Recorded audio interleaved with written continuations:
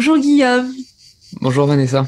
Bon bah du coup on se retrouve après quelques mois de l'épisode qu'on avait fait ensemble sur Uranus au carré de Saturne. Je sais pas si tu te souviens.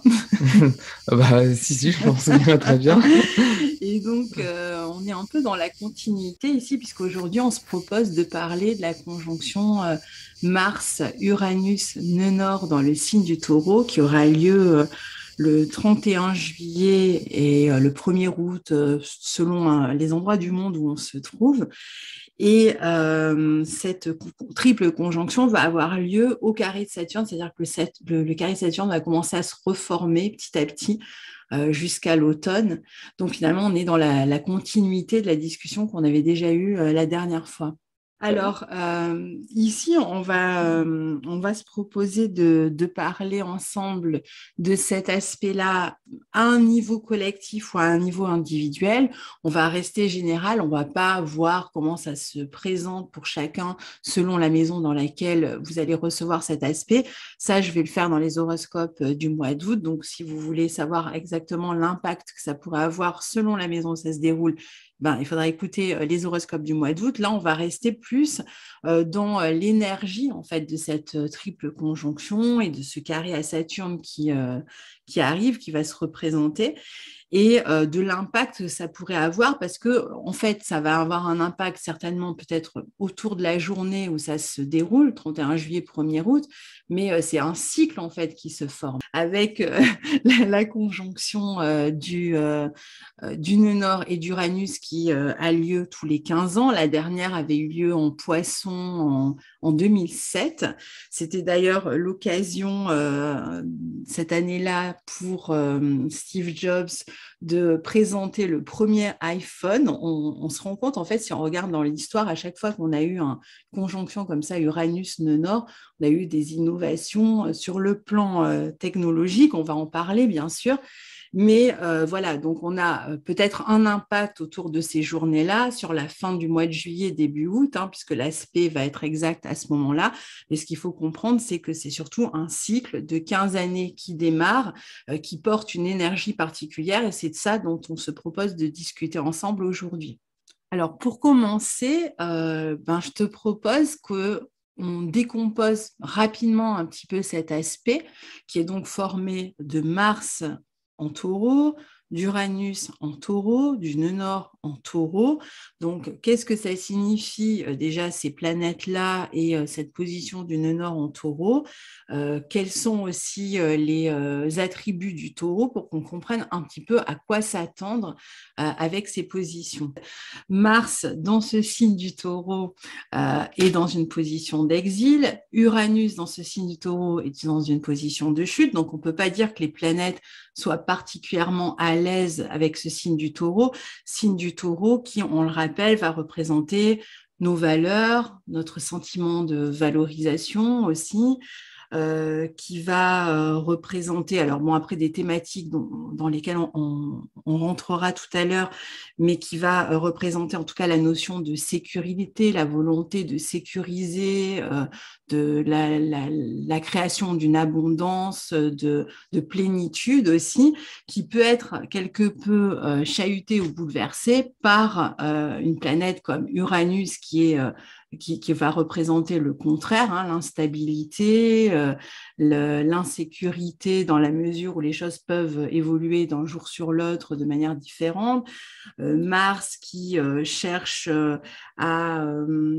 qui va alors qui peut quand même avoir un intérêt dans le signe du taureau parce qu'il va vouloir fournir des efforts et créer de l'abondance, produire hein, dans ce signe du taureau, achever quelque chose donc qui va être concentré en fait sur une énergie qui met à disposition du taureau, c'est-à-dire faire des efforts qui cherchent à valoriser ou à être récompensé.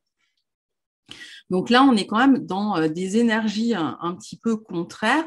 Et ce nœud nord, dans ce signe du taureau, qui nous incite à aller vers plus de croissance, vers une croissance matérielle ou une stabilisation peut-être de nos acquis, de nos dons, en développement aussi hein, de nos dons.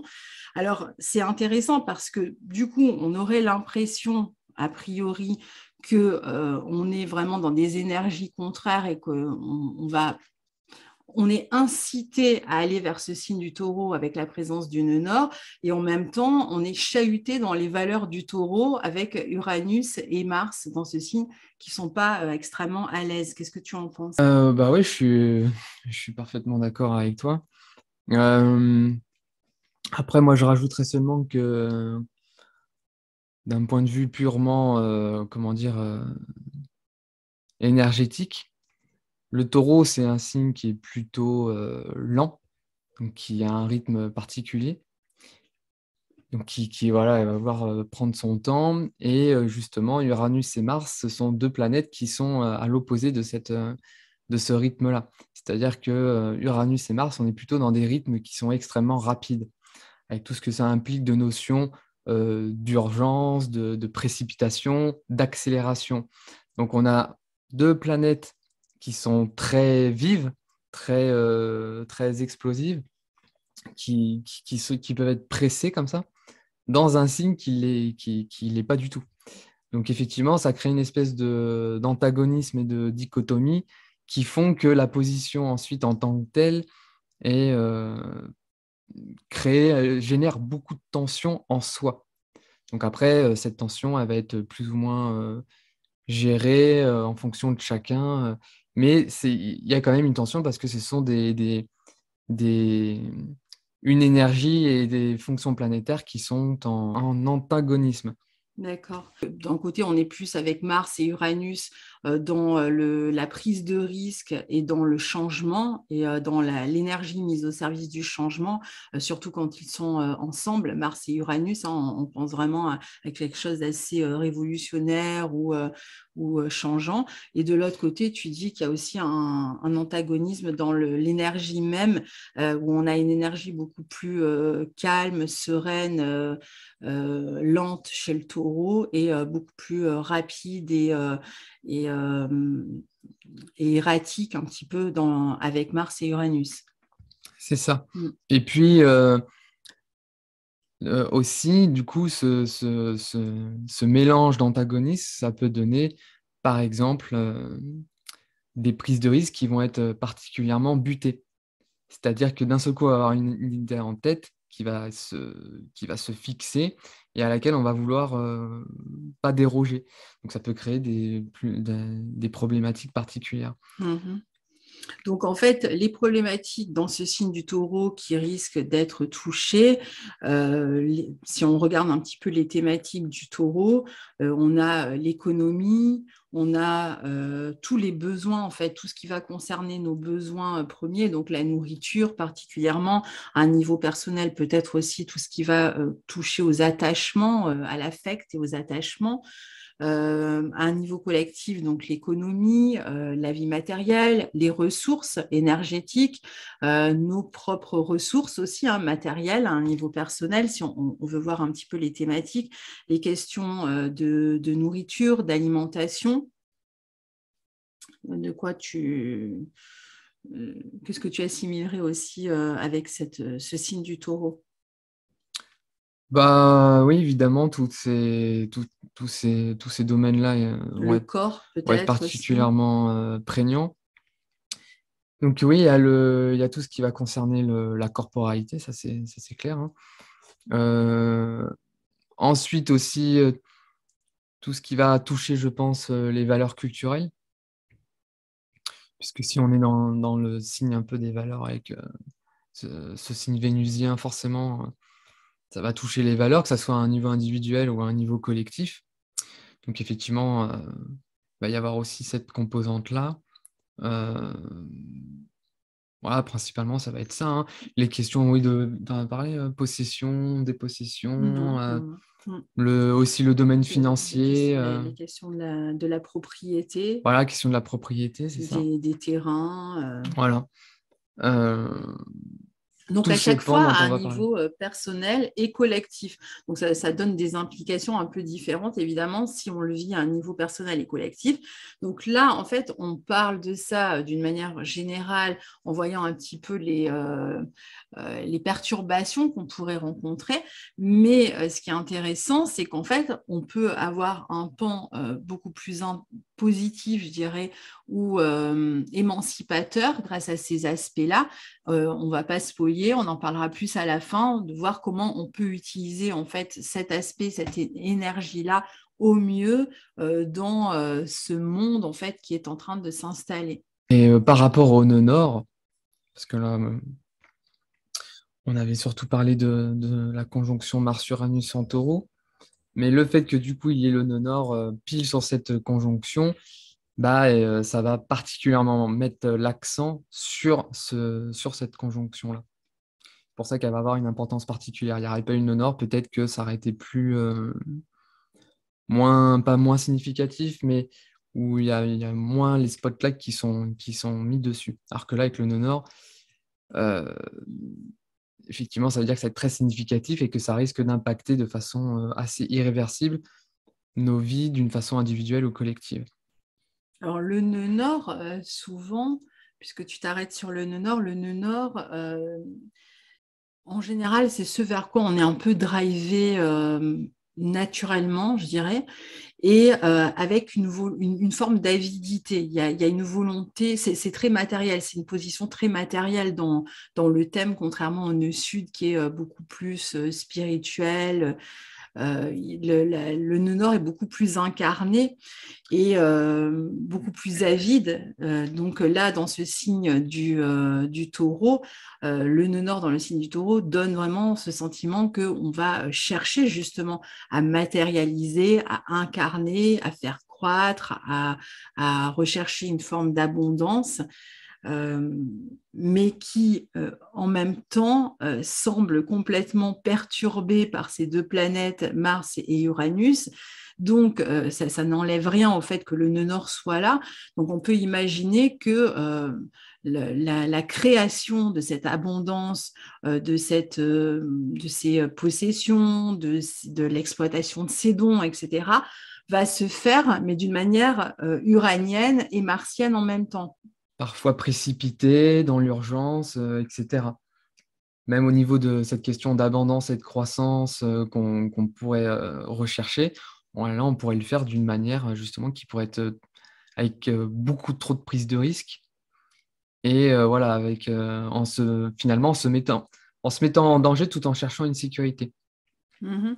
Et est-ce qu'on ne peut pas imaginer aussi que du coup, il y aurait une autre manière, un chemin différent d'atteindre cette croissance, cette abondance, ce bien-être, ce sentiment d'abondance, en tout cas ce bien-être, ces possessions, l'exploitation de ses talents, etc.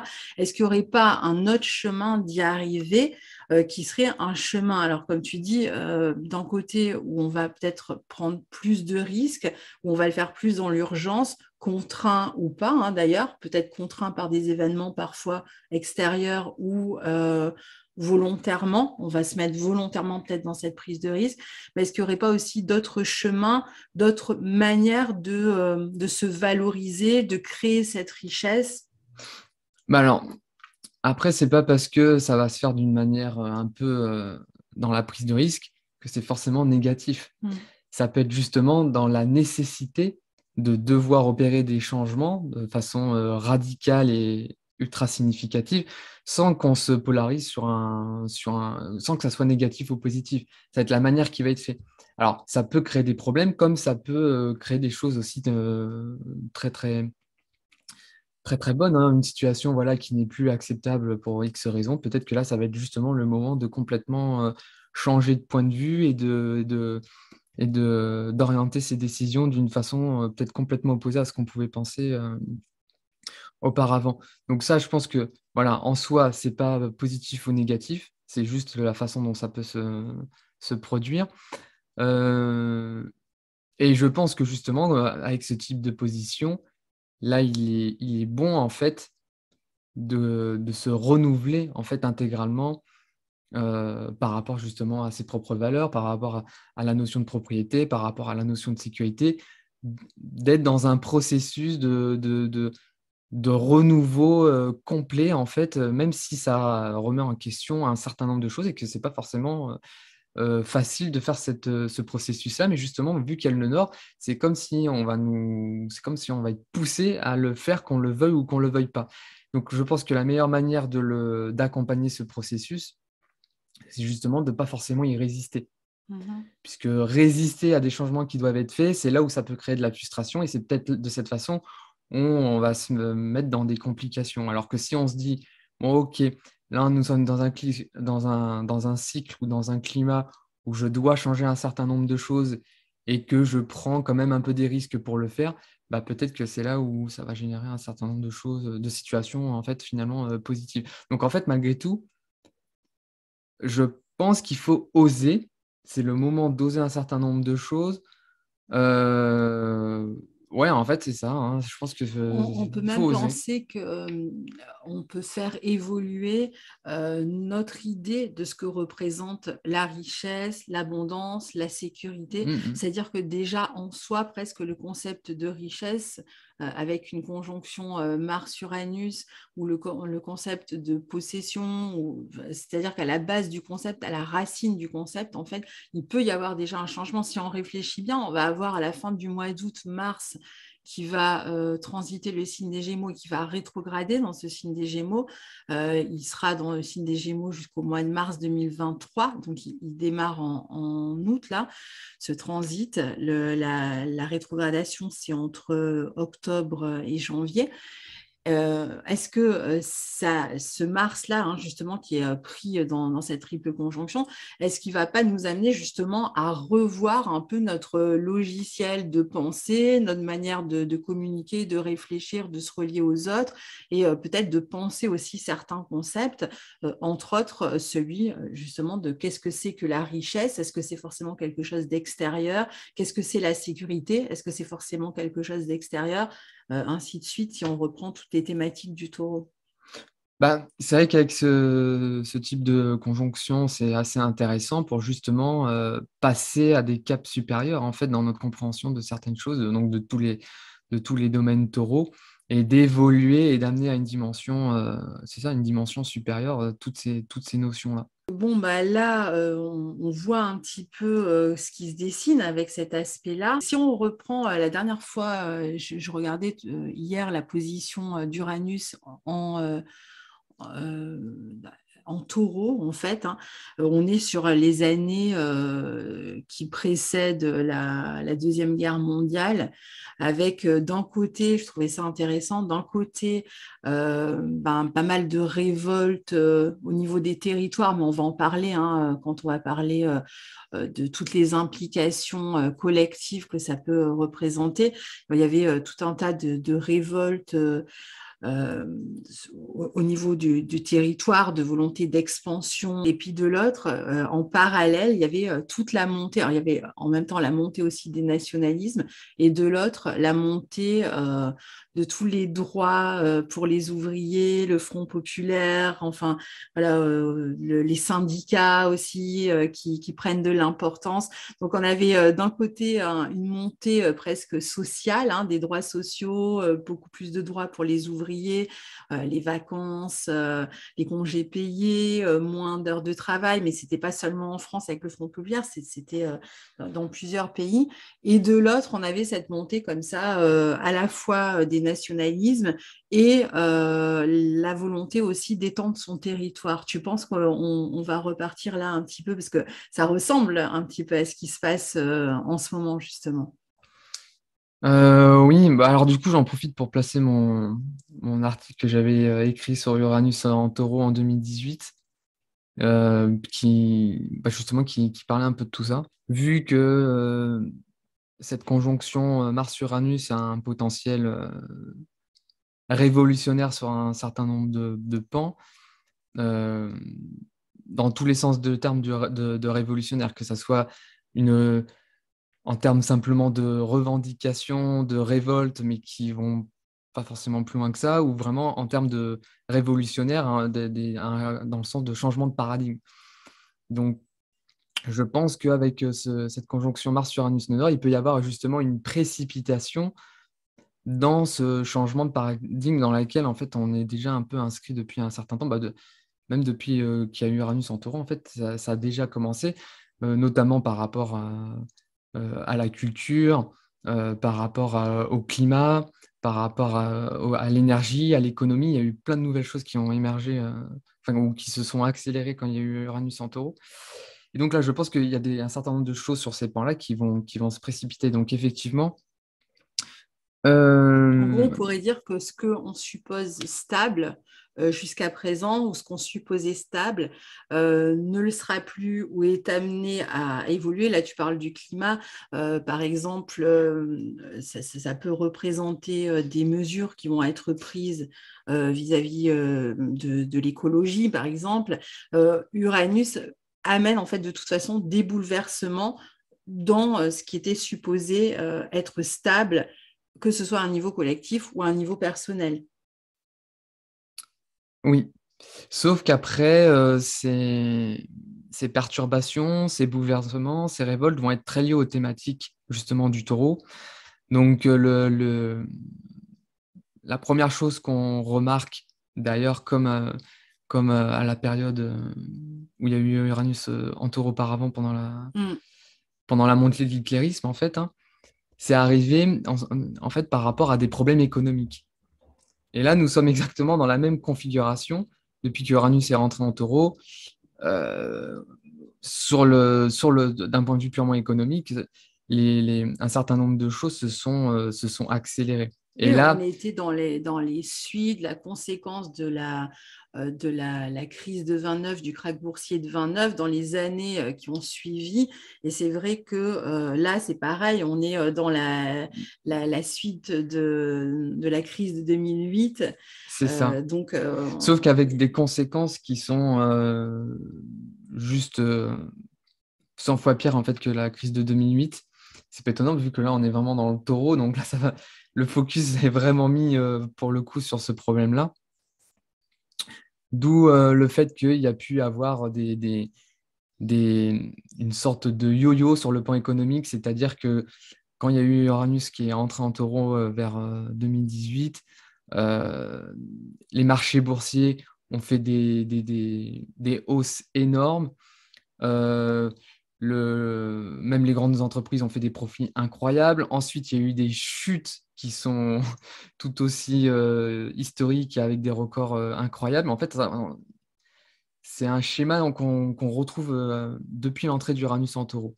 Et là, le fait qu'il y ait Mars et qu'il y ait le nœud nord, c'est comme si les choses vont se précipiter dans un certain sens. Donc là, on va moins faire le yo-yo. Là, on va plus être dans une sorte d'effondrement économique. Avec là, on a les débuts de l'inflation, potentiellement de la récession, les monnaies qui se dévaluent.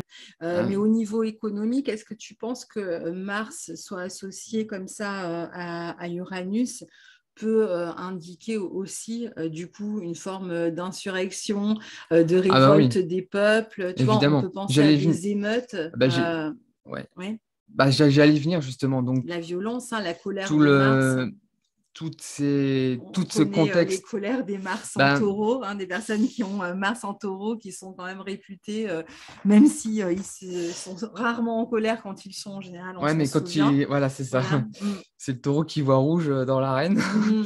Donc, oui, effectivement, tout ce contexte économique vont créer des terreaux potentiels effectivement, d'insurrection, de révolte, d'émeutes qui peuvent aller, là, pour le coup, extrêmement loin et avec toujours ce côté irréversible. Ce qu'on a avec le nœud nord, c'est comme si là, des choses vont se précipiter, s'accélérer avec un non-retour en arrière. C'est-à-dire, voilà, là, on bascule en fait dans quelque chose.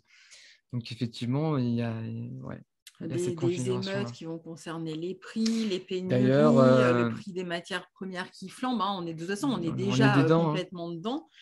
Et là, Euh, déjà, il y a déjà des révoltes, puisque là, il y a même pas une semaine, il y a eu la révolte des agriculteurs, donc très en relation pour le coup avec la nourriture, la- euh, le taureau, pardon, qui est lié avec la nourriture, l'agriculture, les sols, etc.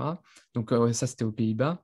Ensuite, il y a eu au Sri Lanka, ils ont, ils ont ils ont fait démissionner le président. Donc voilà. En Allemagne, il y a aussi énormément de manifestations contre l'inflation et même contre le Great Reset. C'est pour dire que Le Green Reset. le Great Reset, la grande Ah là, réinitialisation qu'on avait parlé la dernière fois avec le carré de ouais. Saturne-Uranus, donc j'y reviendrai pas dessus. Mais voilà, donc il y a déjà Mario Draghi qui démissionne du gouvernement italien parce que peut-être que là, il se dit, oh là là, ça va être compliqué les mesures que je vais devoir imposer à mon pays. Donc, il sent un petit peu que là, ça va être chaud bouillant. Donc, il quitte le navire avant que ça explose. Donc, il y a quand même plein de choses qui vont déjà dans ce sens-là. Et je pense que dans les mois qui viennent, ça risque de prendre des proportions Mhm. de plus en plus De toute fortes. façon, Uranus est associé aux ruptures, donc c'est vrai que là, on peut être sur des périodes d'effondrement sur le plan économique, de panne aussi. Et en même temps, ces ruptures vont amener à se tourner vers un futur différent, Mm. des solutions différentes. Avec Uranus, avec Mars, on est beaucoup dans la question de l'autonomie. D'ailleurs, si on regarde aussi Jupiter dans le ciel jusqu'au printemps 2023, qui transite le bélier et qui nous pousse comme ça déjà vers cette autonomie aussi, on pourrait penser que la solution, elle serait du côté de peut-être la souveraineté des pays, plus d'autonomie en tout cas sur les territoires, et à un niveau personnel, bien entendu, on parlera tout à l'heure du niveau personnel. Là aussi, on est quand même poussé à être beaucoup plus en autonomie, à moins se reposer sur les autres, sur les questions de ressources, d'affect, d'une manière générale. Oui, oui, non, ça ouais, c'est clair, hein.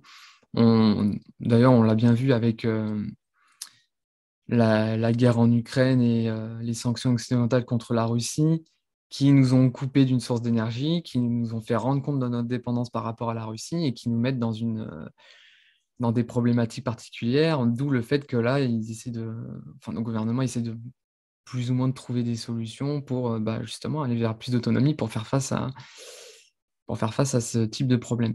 Ah, par contre, en parallèle, on voit que tout le pan qui n'est pas aligné, donc Russie, Chine, même les BRICS, Brésil, certains pays d'Afrique, etc., eux sont déjà dans cette logique d'autonomie. En fait, la Russie, ça a poussé en fait, les Russes à eux aussi à plus d'autonomie. Et finalement, eux, c'est là où on voit que, en fonction de comment on a accompagné le processus, on peut l'accompagner dans son sens enfin, on peut y résister et aller dans son sens d'effondrement et de destructeur, ou dans ce Oui, et du sens, coup, ça crée des révolutions dans nos vies parce qu'on est voilà, privé de c'est ça. ces sources de dépendance et on doit, par la force des choses, s'autonomiser. Donc là, on est plutôt dans les pays qui ont, Qui subissent en fait, qui qui subissent sont dans la contrainte. et qui n'ont plus d'exploitation en fait de leurs propres ressources en fait, qui ont tout délégué à l'extérieur. Et Et inversement, comme tu disais, on a des pays qui, eux, ont choisi d'une certaine manière cette autonomie et qui se qui renforcent, se renforcent et qui qui vont vers ce se, nœud nord en taureau, cette qui abondance, cette se, voilà. croissance, justement. Déjà, la C'est un Russie, exemple type. la Russie, du coup, le rouble est devenu la monnaie la plus performante de l'année. Là, ils ont un excédent de 70 milliards. Donc, en fait, on voit que eux en fait, finalement, en allant dans une certaine direction, finalement, ils s'en sortent bien et oui, ils créent l'abondance et l'autonomie dont ils ont besoin et dont nous, on sait couper. Mhm.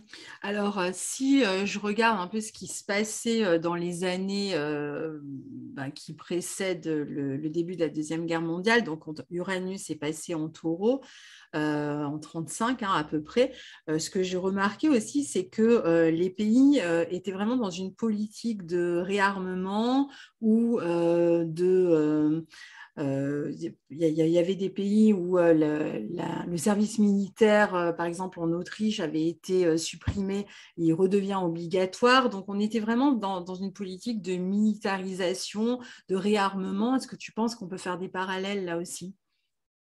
Oui, oui, exactement. Surtout que le côté, comment dire, militaire, donc la sécurité, en fait, fait partie de l'autonomie.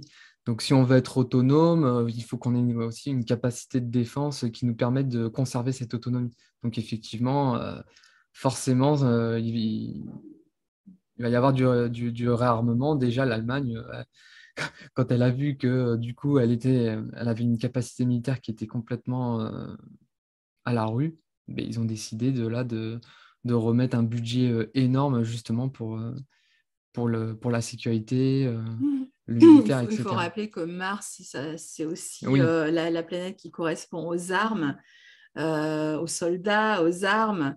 Donc ici, dans le signe du taureau, avec cette volonté de créer plus de sécurité, donc on peut s'attendre à plus de conflits armés, à une sécurité plus importante, peut-être une police aussi plus forte, plus mm. importante, Ouais, bien sûr. une force de police. Donc voilà, est-ce qu'on peut s'attendre aussi à plus de crimes, à plus de casse dans les banques, à plus de criminalité avec Uranus, Mars comme ça dans le signe des taureaux, du taureau? Bah, ouais, il semble évident que Mars-Uranus, déjà, ça fait comme un détonateur. C'est comme si c'était une bombe en soi. Donc, effectivement, oui, il peut y avoir une fréquence plus importante de violence, de délinquance, de crimes, d'attentats, de ce genre de choses. Tu avais parlé, je ne sais plus dans lequel de tes deux articles, si c'était sur le carré, il me semble que c'était sur le carré Uranus-Saturne, tu avais parlé de faillite de grandes compagnies, de grands groupes. On peut retrouver ça encore avec cet aspect. Oui, oui, oui, oui, bien sûr. Même toutes les questions qui vont concerner les changements, par exemple, en termes de plateformes, des grosses plateformes qui vont certainement s'effondrer au profit de nouvelles plateformes plus indépendantes, là aussi, hein, parce que, en fait, la question à chaque fois qui va se poser, c'est de quoi je dépends, en fait, hein, de qui je dépends en termes de ressources. Globalement, hein, je veux dire, à un niveau personnel comme à un niveau collectif. Ouais, Donc, évidemment, on peut le retrouver aussi, Uranus représentant toutes les nouvelles technologies, l'Internet.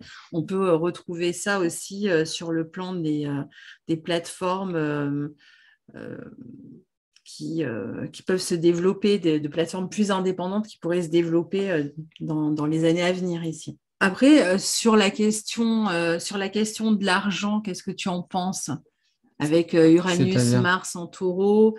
à quel, euh, Est-ce que tu penses qu'on en avait déjà parlé dans la dernière vidéo, mais qu'on va donc du coup plus vers des crypto-monnaies, ou est-ce que les crypto-monnaies au contraire sont en danger avec cet aspect-là? Tu vois, est-ce qu'on va plus vers des banqueroutes de certaines crypto-monnaies, ou est-ce qu'on va peut-être les deux d'ailleurs, hein? bah, ce qui est intéressant, c'est que là, il y a ces 3-4 derniers mois, enfin non, en 2021, il y a eu une flambée de la crypto-monnaie, comme on en avait parlé. Euh, le Bitcoin, il était arrivé à 60 000 euros le Bitcoin. 3 mois plus tard, il est descendu à 20 000 euros. Donc en fait, il y a eu une chute drastique. Et là, jusqu'à pas longtemps, on s'est dit ça va être le crash intégral du Bitcoin, c'est-à-dire que même il va passer la barre des 20 000, peut-être qu'il va aller vers la barre des 10 000 et qu'ensuite, il ne pourra plus remonter. Donc là, il y en a beaucoup qui se sont dit, bon, bah, c'est la fin des crypto-monnaies. Euh, et en fait, là, on voit que ces tout derniers jours, le Bitcoin commence à remonter. Donc en fait, on est encore toujours dans ce yo-yo dont je parlais au départ. Et là, Hmm. eux, Dans une forme c'est d'instabilité ça. finalement. Et là, les crypto-monnaies, bah, ils n'y échappent pas. Donc, elle peut autant complètement se cracher, mais elle peut se cracher et rebondir et refaire une ascension fulgurante et puis derrière se recracher. Donc, les crypto-monnaies, effectivement, restent très instables et ça risque d'être similaire à notre économie, puisqu'en fait, les crypto-monnaies sont en... J'ai l'impression que c'est beaucoup en reflet par rapport à comment est notre économie. D'accord. Donc, oui, les crypto-monnaies. Et alors, sur le plan énergétique, c'est vrai qu'avec Mars, Uranus comme ça conjoint, c'est quand même un aspect qui, en soi, est souvent lié à des pannes sur le plan électrique ou sur tous les appareils à moteur, sur toutes l'informatique aussi. Donc, est-ce que tu prévois ce genre de problématique là sur la fin du mois de juillet, début août, ou même dans les années à venir, peut-être plus de coupures de courant, de panne? Déjà, nos gouvernements, ils nous y préparent, hein, Oui, puisqu'ils c'est nous vrai disent qu'on nous que y incite déjà déjà à moins à moins consommer, parce que consommer. justement, au niveau énergétique, ça risque d'être compliqué, parce qu'on risque d'avoir des pénuries. Donc, effectivement, on y est déjà préparé. Et puis, les gouvernements eux-mêmes disent que cet automne-hiver, possible qu'il y ait quand même des coupures, des ruptures liées à nos problèmes énergétiques. Mhm. Donc ça, oui, c'est fort probable. Mhm. Donc, en fait, la solution, là encore, ça va être de développer peut-être une forme d'autonomie, de chercher à développer une forme d'autonomie, donc peut-être pour les pays en termes de ressources. Et on peut s'attendre peut-être dans les 15 années à venir à une recherche de nouvelles ressources, non? Nouvelles ressources, nouvelles Ressources premières. technologies, Oui. nouvelles façons de faire. Après, tout va dépendre du collectif. Au niveau individuel, effectivement, ça, on peut le faire par soi-même, hein. Enfin, on peut tendre vers des choses comme ça. Après, nos gouvernements, moi, je pense que les gouvernements occidentaux, en fait, euh, génèrent en fait cette situation Mhm. pour nous imposer ensuite tout un tas de restrictions. Donc moi, je suis plutôt du point de vue que en fait, ces pénuries, ces problèmes économiques, etc., sont directement liés aux décisions de nos gouvernements, et que nos gouvernements veulent nous précipiter justement vers cette situation-là pour nous imposer leur monde d'après, dont on avait parlé dans justement le podcast de Saturne carré Uranus. Oui, d'ailleurs, je Donc, remettrai le lien. Vous pourrez cliquer dessus, ça s'affichera donc sur l'écran. effectivement, c'est générer une situation peut-être pour justement ensuite mettre un pass carburant, un pass énergétique, un pass climatique, le fameux multipass, ou avec des quotas, voilà, il faut consommer tant au niveau de nourriture, tant en termes d'énergie, etc., etc. Donc là, effectivement, il y a de fortes probabilités qu'on aille dans ce sens-là, Oui, il pour le ne faut coup. pas oublier, comme on le disait, que là, dans la formation de cette triple conjonction, on a déjà l'effet du carré Saturne, et que donc Il est la toujours, notion voilà, de culpabilisation aussi, hein, de notre de restrictions, de voilà, contraintes. va être fortement Bah, sollicité par ce carré de Saturne, de responsabilisation, on pourrait dire, avec Saturne. Donc, on va devoir se responsabiliser vis-à-vis de dépenses énergétiques, mais aussi de culpabilisation inversement pour imposer un contrôle. On ne va pas refaire le podcast qu'on avait non. déjà fait la dernière fois, mais si vous ne l'avez pas entendu, vous pouvez toujours le réécouter parce qu'on a vraiment développé ça amplement déjà la dernière fois. Oui. Et Et d'ailleurs, oui. le Saturne au carré, donc le Saturne en Verseau au carré d'Uranus en Taureau, là, avec Mars et le nœud nord qui vont arriver, ça fait vraiment, voilà, on a les contraintes, comment dire, les restrictions qui vont empêcher justement cet Uranus en Taureau de pouvoir se développer comme il voudrait se développer. Oui, c'est-à-dire qu'en fait, là où on tendrait naturellement, quand on peut plus se reposer sur l'extérieur, sur une autonomie, sur un développement de sa propre autonomie, encore une fois, ce que nous encourage à faire aussi par ailleurs ponctuellement là Jupiter en Bélier, quand on va naturellement aller en fait vers plus d'autonomie, quand on peut plus se reposer sur les ressources extérieures. Mais le carré de Saturne, c'est un peu la double contrainte. Bah C'est oui, je dois m'autonomiser, mais je t'empêche bah, de pouvoir vraiment le de faire, pouvoir le faire. Je te donne pas les moyens de le faire.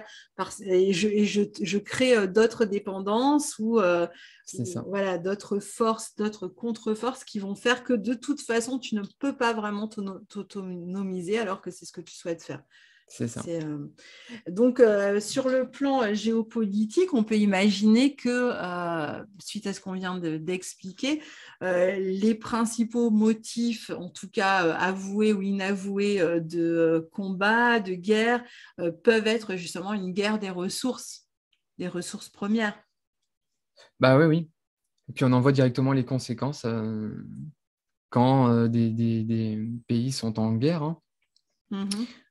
Celui qui contrôlera les sources, c'est celui qui contrôlera le monde, en fait, d'une certaine manière. Donc, d'où effectivement cette précipitation aussi dans le contrôle des ressources et qui sont la source de toutes les tensions en vérité. Oui, et puis alors après, on a aussi des thématiques qui sont évidemment des thématiques officielles, mais qui en fait euh, ont d'autres motifs hein, que celles qui sont ceux qui sont avoués. Mais on peut penser avec ce signe du taureau qui représente la propriété et avec ce Mars-Uranus un peu belliqueux qui part en guerre, qui part au combat, qu'on va avoir, comme avec la Russie, par exemple, des pays qui vont dire, bon, ben voilà, historiquement, ce pays était le mien, était en ma possession, ce territoire était le mien, donc je vais reconquérir, en fait, ce territoire que j'ai historiquement perdu. Ah bah moi, je pense que c'est comme ce qu'on avait, comme on l'avait évoqué dans le podcast de Saturne au carré d'Uranus, c'est-à-dire que au-delà effectivement des conflits qui sont liés aux énergies, c'est aussi les conflits qui sont liés aux idéologies. Et là, j'en reviens encore à les deux grandes forces pour moi qui sont là très significatives en ce moment. C'est le mondialisme, le progressisme versus le souverainisme et le patriotisme, en fait, d'une certaine Mhm. manière. La Donc, question des outsiders qu'on avait aussi soulevée le dernier podcast avec le carré à Saturne, qui peut se renforcer parce que Mars, le combat, Uranus, la particularité, la différence. Je me bats pour ma différence et en taureau, je veux que ma différence soit valorisée. oui, bah, même c'est les valeurs culturelles. Hmm. Donc, effectivement, toutes les minorités à forte valeur culturelle aujourd'hui, elles le sont déjà de plus en plus, mais je pense que là, ça peut encore s'accélérer. Euh, Peuvent aller dans un sens de plus en plus fanatisé, entre guillemets. Mhm. Puisque avec Mars-Uranus en taureau, il y a un côté qui peut être, comme je le disais au départ, très buté, très fanatique. Je vais défendre ma sécurité, mes idéaux, mes valeurs d'une façon très violente, très déterminée, très acharnée, etc. Donc effectivement, et c'est ça qu'on voit, c'est les conflits entre minorités qui se tendent de plus en plus. Et des minorités qui deviennent de plus en plus faibles, de plus en plus uniques. Je veux dire, presque l'individu à lui seul va être sa propre communauté. C'est-à-dire qu'en fait, on veut valoriser en fait toutes les particularités, Ouais. quelles qu'elles soient. Ce qui est intéressant, bon, après, ça peut aussi permettre de se battre aussi pour des oppressions, pour Ah oui, bien sûr, voilà, ouais. il y a quand même un aspect de lutte pour les libertés à Ah travers oui, oui, oui, oui, oui, oui, bien sûr, cette position-là. bien sûr. Donc ça, c'est pour les idéologies qui pourraient dominer. Maintenant, c'est aussi un facteur qui va nous parler d'innovation, cette conjonction Mars-Uranus en taureau. On a dit que le taureau, c'était un signe qui pouvait être relié aussi au corps, à la matière, au corps, à l'incarnation. Avec Uranus, les nouvelles technologies qui sont implantées dans le corps.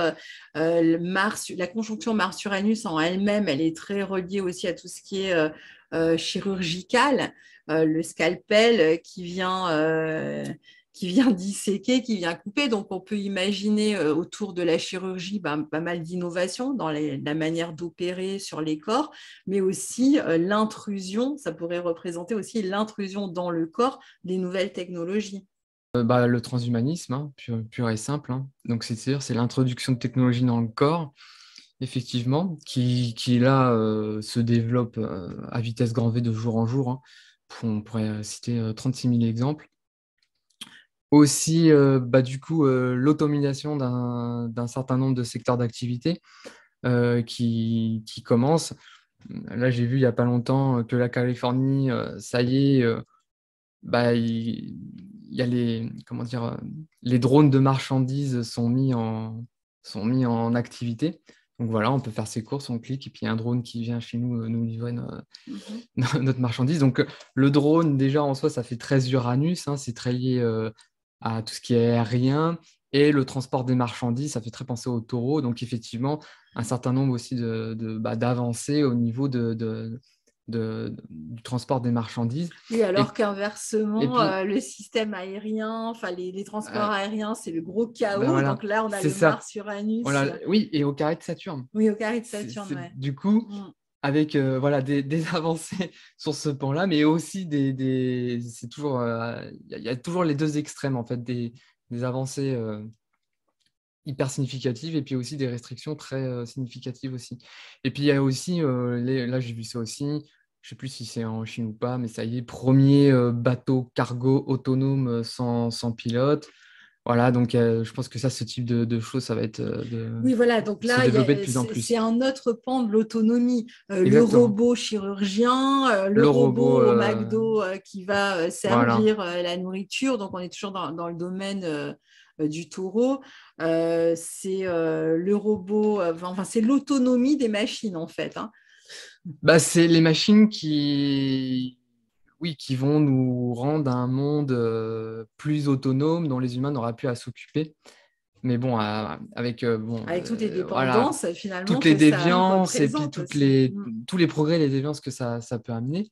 Et puis, par contre, pour moi, Uranus en taureau, ce n'est pas que l'introduction de technologie dans le corps, c'est aussi euh, la virtualisation du réel. Mhm. Donc, c'est toujours dans ce pan d'amener de plus en plus de virtuel dans notre réalité. Oui, on en avait largement Oui, on en parlé avait parlé là aussi. dans le podcast. Donc, si ça vous intéresse, vous pouvez toujours aller l'écouter. On avait parlé des métaverses, on avait Voilà. parlé des NFT Ouais. sur le plan artistique, culturel. Et là, effectivement, avec cette conjonction-là, il peut y avoir, à partir de cette date-là, des avancées considérables qu'on va voir peut-être de manière tangible, peut-être un premier métaverse vraiment qui va être très significatif pour le grand public, puisque les métaverses, il y en a déjà, mais ça reste quand même assez Est-ce que de tu peux niche. nous rappeler un petit peu ce que sont les métaverses? Ben, les métaverses, ce sont des univers virtuels où on peut faire tout comme dans la vraie vie, en fait, hein. Donc, on peut acheter des immeubles virtuels, on peut ouvrir une boutique virtuelle et du coup, on fait du shopping dans cet univers virtuel au lieu de le faire dans le réel. Euh, voilà, etc., etc., quoi. C'est vraiment une retranscription de notre réalité dans un univers virtuel, en gros. Ouais, et qui est de plus en plus complexe et nuancé puisqu'on on va pouvoir ressentir par les sens, hein, on est dans le taureau, Eh oui, on va vers des machines qui nous permettent de plus en plus d'être même dans la sensorialité virtuelle. ouais, c'est ça. Mm. Alors bon, on va pas faire trop Ouais. long parce qu'on en a énormément parlé déjà, hein, et donc en fait on est dans un coup d'accélérateur finalement par rapport à ce Bah, qu'on a déjà dit dans c'est la exactement dernière ça. vidéo, si on comprend bien ici.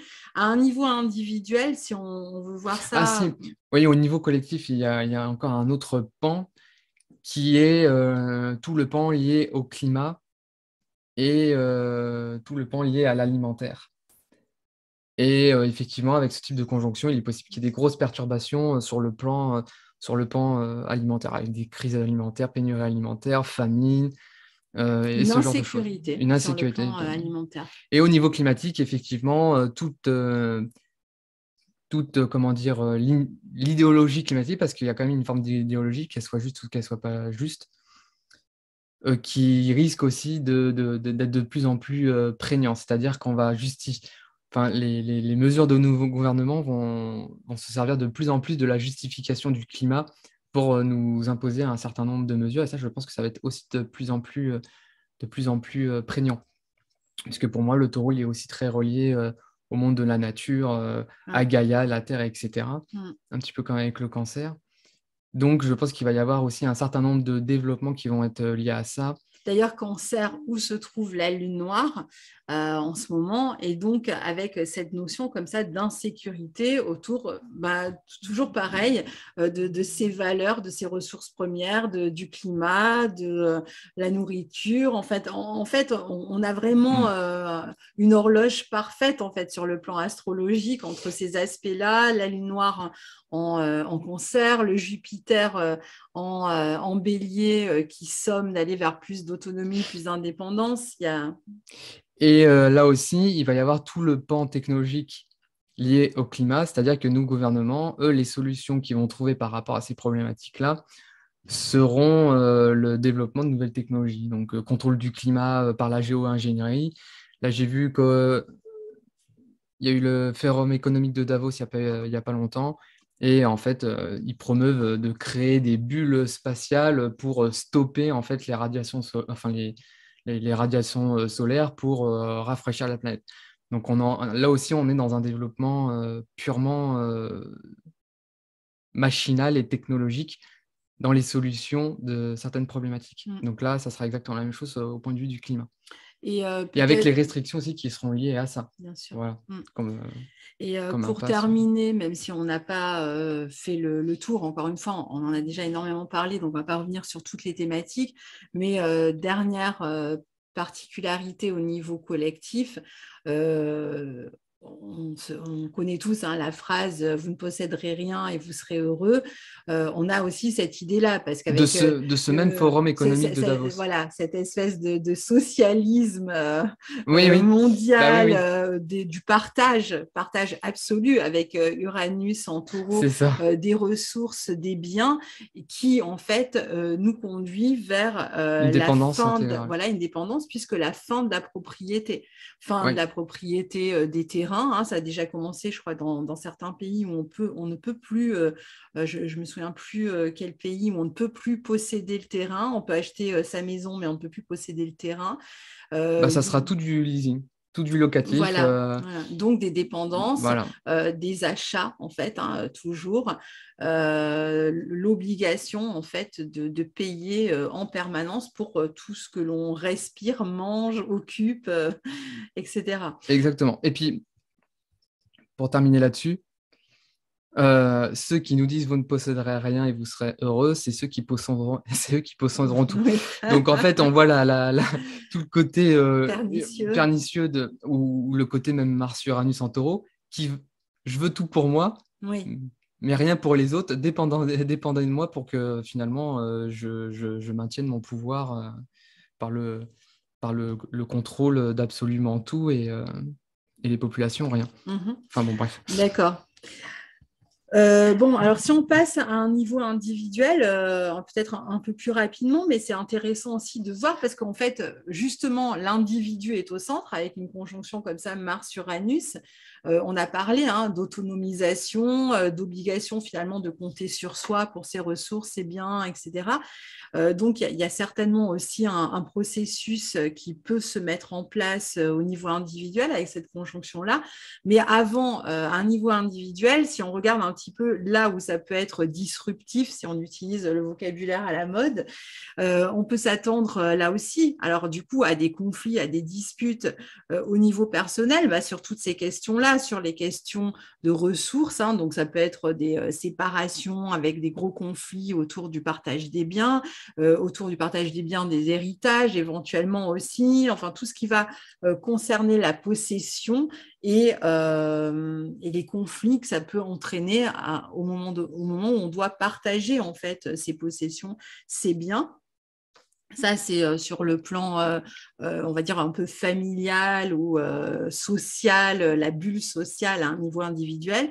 Mais ça peut aussi représenter, tu parlais de prise de risque au début, des personnes qui vont chercher à prendre le risque justement de développer leurs propres ressources en créant leur entreprise, en quittant peut-être des métiers plus sécurisés.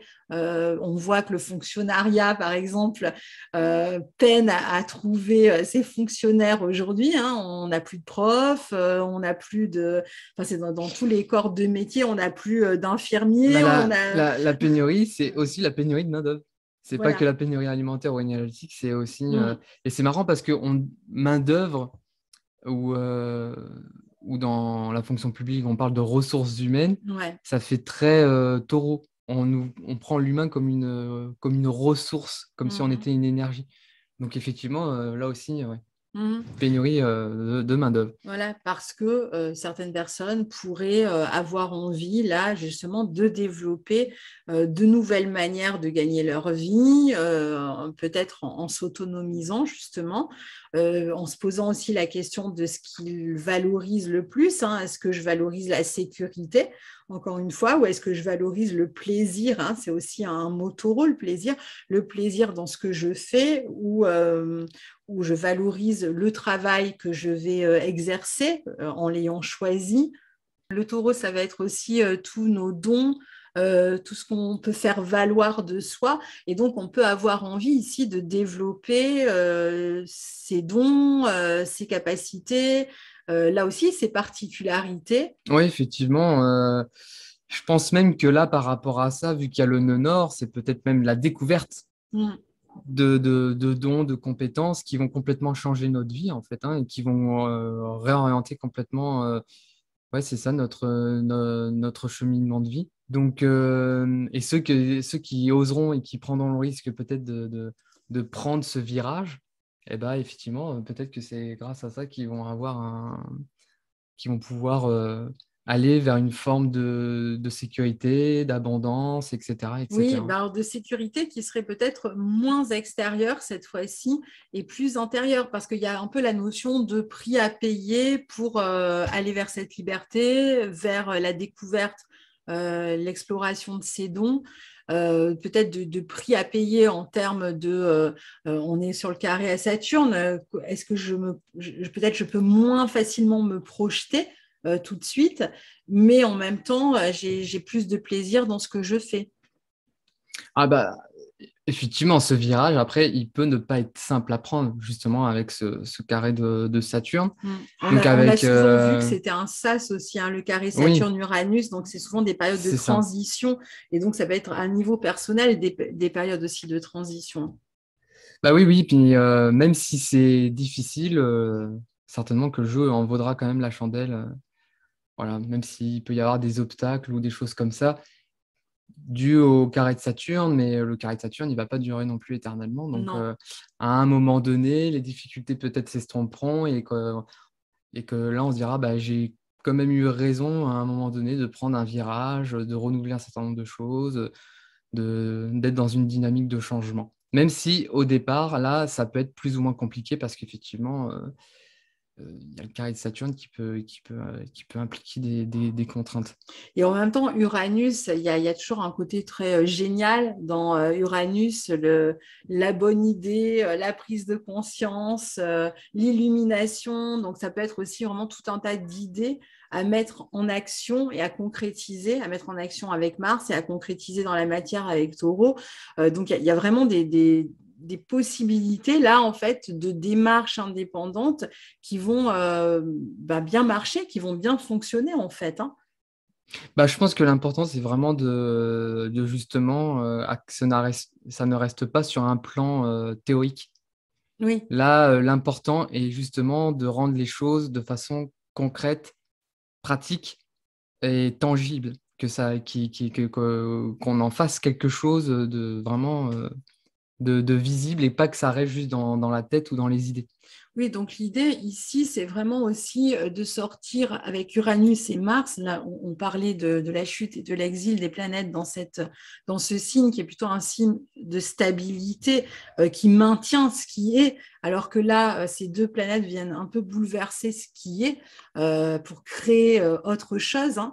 Et donc, peut-être de sortir de sa zone de confort et d'aller prendre ce risque de cette originalité, de cette bonne idée que vous avez envie de suivre, de cette insécurité finalement en faisant le choix. Hein, parce que est-ce qu'on est obligé de faire le choix de la sécurité? Est-ce qu'on ne peut pas aussi vanter les mérites de l'insécurité, de l'obligation que ça entraîne, de l'adaptabilité? Est-ce que ce n'est pas la vie hein, finalement, l'insécurité aussi?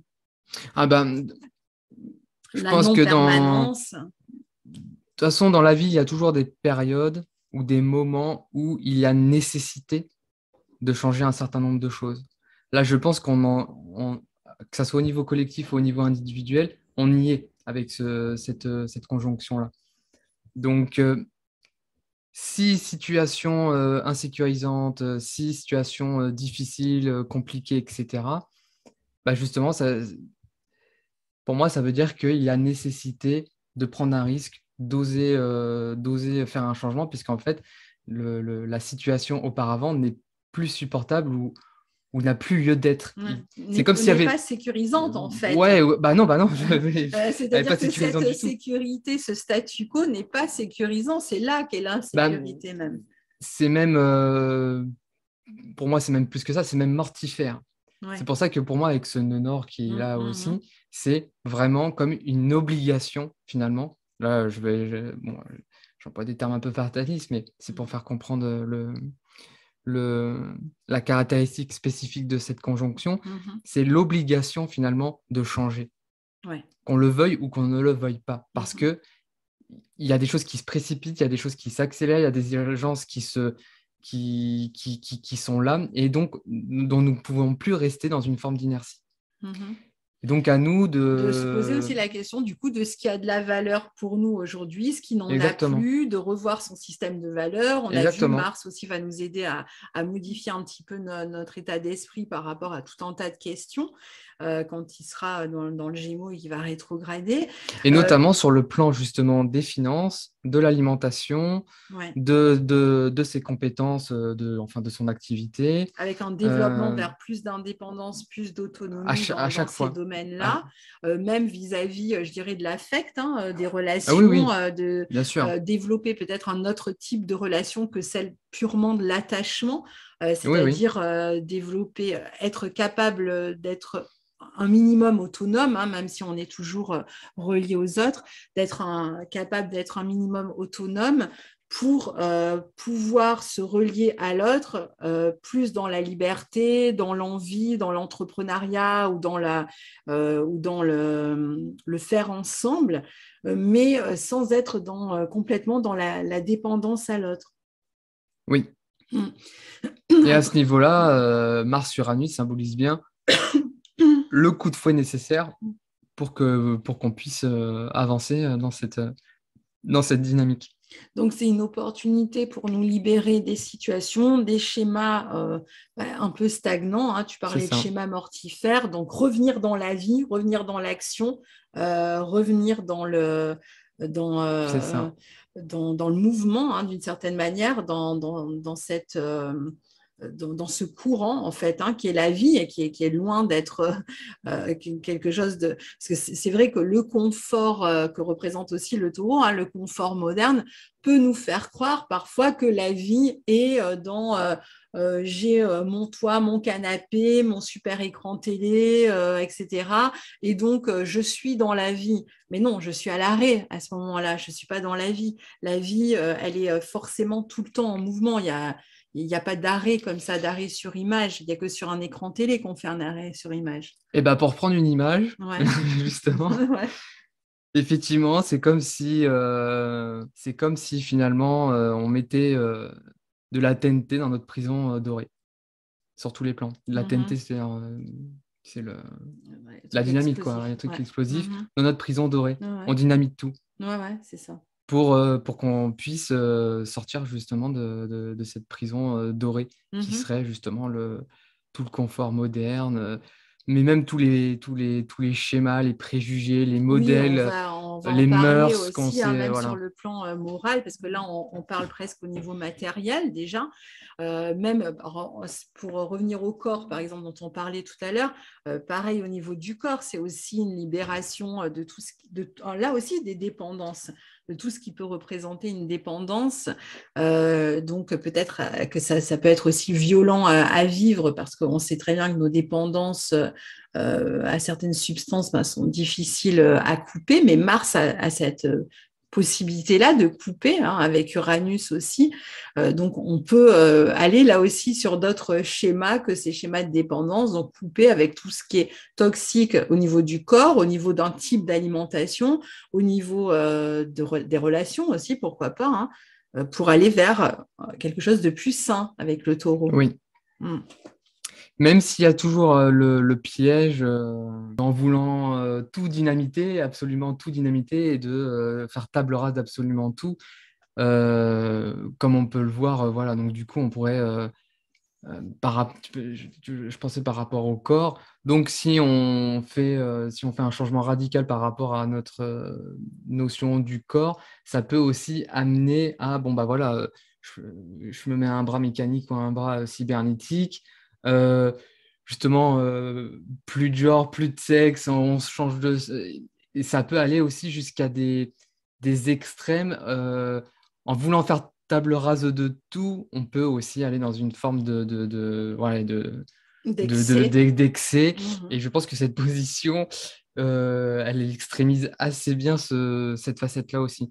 Donc c'est là où c'est pas évident Mhm. de trouver cette espèce de juste milieu entre de dire je change, je me renouvelle, je vais vers d'autres dynamiques, je remets en question un certain nombre de choses, mais jusqu'à quel point est-ce que ça en a un point excessif ou pas? Justement, la manière dont on se sent avec le taureau, la manière dont on se sent, la manière dont on se sent valorisé ou dont on réussit à se valoriser, ou notre sentiment de bien-être aussi que représente le taureau, peut devenir une jauge. Ça peut être par exemple le sentiment de joie, le sentiment de bien-être, peuvent devenir des jauges en fait pour créer de l'abondance. Parce que d'après moi, cette abondance, elle sera moins extérieure dans les années à venir. C'est-à-dire que quand on parle de sentiment d'abondance, on imagine la personne qui chez elle a découpé la voiture de sport sur le catalogue et l'a mis sur un poster dans sa maison en se disant bon ben voilà, j'attire ce que je rêve. Souvent la loi d'attraction, elle est très matérialiste en fait, hein. On parle souvent d'attirer la bonne personne, la bonne maison, la bonne voiture, etc. Je vibre ce que je suis. Mais est-ce que justement ici, on ne va pas être plutôt dans une volonté ou dans l'obligation, peut-être aussi, hein, dans certains cas, de créer une richesse qui va être beaucoup plus intérieure qu'une richesse extérieure? Est-ce qu'on ne va pas déplacer, ne serait-ce que le concept de richesse, le concept d'abondance? C'est une des manifestations possibles de cette conjonction-là, effectivement, amenée à son niveau, je pense, le plus élevé. Mhm. Donc après, est-ce que là, l'humanité en est à ce niveau-là? J'en sais rien. Après, ça sera Savoir chacun comment on de... nourrit notre corps, comment on nourrit notre âme, comment euh, est-ce que je me respecte, est-ce que je suis bien dans qui je suis, dans ce que je fais, est-ce qu'en finalement ce sentiment d'abondance, je le ressens intérieurement avant de le ressentir extérieurement? Sans dire que parce qu'on va le ressentir intérieurement, on va forcément créer de l'abondance extérieurement. Ça, après, les lois physiques, je ne vais pas venir là-dessus, euh, savoir comment les choses vont fonctionner, mais est-ce qu'il n'est pas question plus d'être finalement que d'avoir avec ce taureau qui normalement peut représenter justement l'avoir, la possession, on l'a dit. Bah justement, c'est le conflit qui risque d'être présent à un niveau collectif ou à un niveau personnel. Ça va être ce conflit justement entre l'avoir et l'être. Mhm. Donc je pense qu'on va être dans cette période de tension intérieure et extérieure par rapport précisément à cette question. Et peut-être qu'il va y avoir un certain nombre de bouleversements qui vont justement accélérer ces prises de conscience-là dans dans cette notion de l'avoir et de l'être, et que du coup, ça amènera un certain nombre de changements sur le plan intérieur, et que du coup, ça amènera une dynamique plutôt vers l'être que plutôt que vers l'avoir. Mhm. Mais l'inverse peut être vrai aussi, hein, c'est-à-dire qu'il peut aussi y avoir des bouleversements comme ça qui peuvent aussi accélérer des changements à plus d'avoir et moins d'être. Je pense Ouais. que là, voilà, Oui, oui, ça va il dépendre, peut y voilà, avoir comme les ça deux. même des opportunités, hein. C'est un aspect alors il y a tout le facteur accidentel aussi. C'est vrai qu'on n'en a pas trop parlé dans Mars, Uranus, nœud nord, hein, l'accident, mais vraiment au sens propre du terme, c'est-à-dire la chose inattendue qui arrive, en bon comme en mauvais, hein, d'ailleurs. Mais c'est vrai qu'il peut y avoir aussi des coups comme ça des coups d'éclat, des coups de génie qui amènent comme ça l'abondance, qui amènent la richesse, hein, Ah oui, oui, comme bah ça, oui. de manière très rapide. Donc, voilà, pour les grandes lignes, hein, on ne va pas s'étendre plus. C'était juste pour faire un peu le point sur cette triple conjonction qui va avoir lieu prochainement. Ouais, c'est Mm. ça. Et puis peut-être pour résumer, moi je dirais que du coup, voilà, un certain nombre de bouleversements dans le domaine économique, alimentaire, climatique, énergétique, idéologique, dans nos valeurs, etc., sur un plan collectif et aussi sur un plan individuel. Et c'est comment accompagner ces bouleversements v- pour aller vers quelque chose de plus, qui va nous permettre de renouveler notre vie sur tous ces pans-là et qui va nous permettre voilà, de vivre tout ça de la façon la plus positive possible. On a compris que la clé, c'était quand même la prise de risque, l'autonomie. Et quand on parle de prise de risque, on parle de l'idée d'aller dans le sens du mouvement, dans le sens de la vie et pas dans le sens du statu quo et de la sécurité à tout prix. En tout cas, de repenser ce que c'est que cette notion de sécurité. Oui. Mm. Et puis de faire quand même un petit peu attention quand même à ce qui peut se passer dans sa vie, parce qu'effectivement, dans ce contexte-là, les accidents et ce genre de choses peuvent quand même Mm.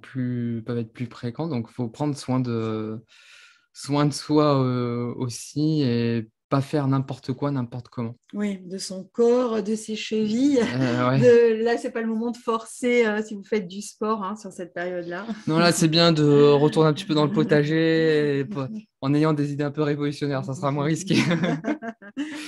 Ok, bon, ben, je te remercie, Guillaume. De rien, avec On se plaisir. retrouvera peut-être pour un prochain aspect dans quelques mois. Ouais, avec plaisir. Au revoir. Ciao.